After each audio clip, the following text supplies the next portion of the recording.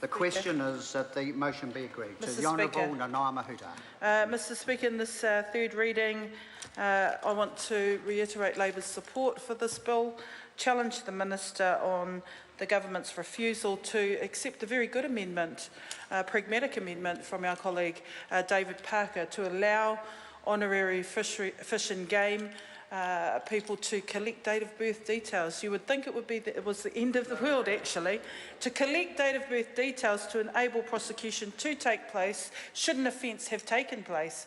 And this would, in fact, help rangers. It's a practical amendment.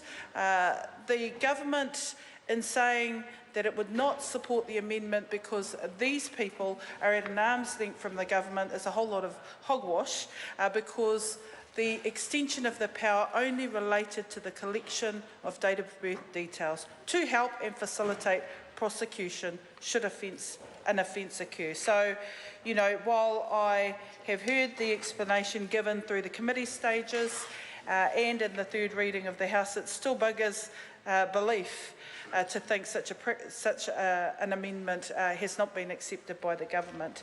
With that said, the other matters in terms of the extension of powers to full-time rangers is something that is well overdue, 60 years overdue, I understand, in terms of the Wildlife Act in particular.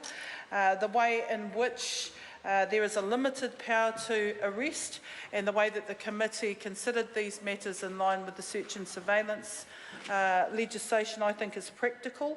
I know that this particular power would not really be used in a real way unless it was in conjunction with other surveillance activities undertaken perhaps by the customs or police.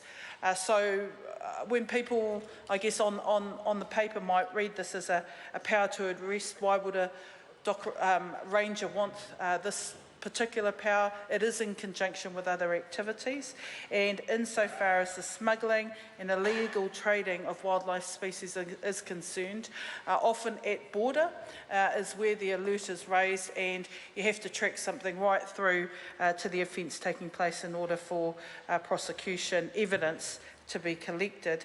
So I didn't want to take too long on this third reading. We've made the point about David Parker's SOP, identified that the extension of powers is well overdue. I would have to say, in looking at the capacity of the Dock Estate, and especially when you look at the regional conservancies and tracking the number of rangers from 2011 to 2015, taking into account the restructuring that's taken place, it is clear that the capacity and the responsibility put on dock rangers has increased over time with little investment in the department.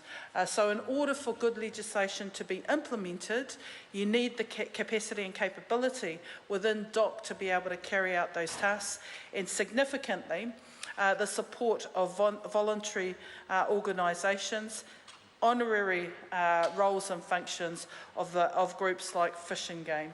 So we support this bill to third reading.